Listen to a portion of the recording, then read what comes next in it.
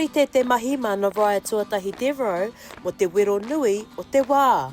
Tūhia ki te rangi, tūhia ki te whenua. He tuku atu I ana whakaaro katoa I te reo Māori. Ki ētahi tangata ki ahau, e hara koe te Māori. He pākehā koe. Kei te pai, I mai I ahau. Kei te pai. I wanted to do it because I felt like my words needed to be shared. E ko kiri ana ngā kōrero takatu o ngā wāhanga teina tuakana hoki ki te whakataetae o Ngā Manu Kōrero ki Waitaha. Who wouldn't want to get better, stronger, and have bigger muscles? He tangata, he atua, he tipua, whakamana wahia. Ko Devereux tērā e whakakanohi ana I te Iringa o Kahukura ki te wāhanga o Pei Te Hurunui.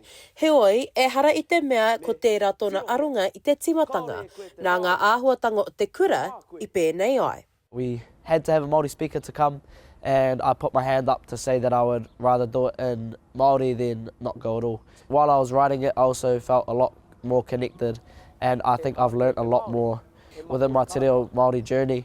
I think this has helped me a lot to gain sort of another perspective of different sort of sentencing.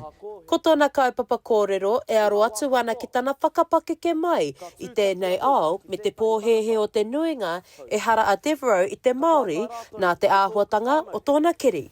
I te nuinga o te wā, I pātai rātou ki au, he parauri rātou, engari he mā koe, he whāngai koe. My kaupapa was Ahakoa, he kiri mā, he Māori tonu ahau. I like that I could choose my own because I feel like I was invested in my kaupapa, so I could write a lot about it and sort of feel like I had all the expression. What I performed was how I actually felt. I would like to be fluent one day because I feel like it would help me a lot to get more connected to not only my whānau but just other people around. Ka pā he taurā waka e motu.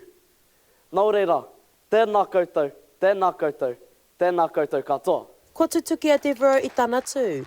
Ka mutu e hara tēnei I tana tū whakamutunga ki te whakataetae. I hope to see more fair-skinned Māori come out to Manu Kōrero and perform.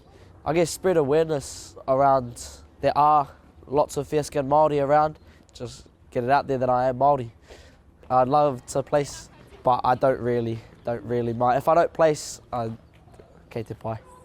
Kei te pai. There's always next year. Tai hoa ke ka kite, ko wai ka whakakanohi te rohe nei ki te whakataetae āmotu, ka tū ki roto o Taranaki, hei tēnei he petema. Shakayla Andrews Alapaki, Tahu News.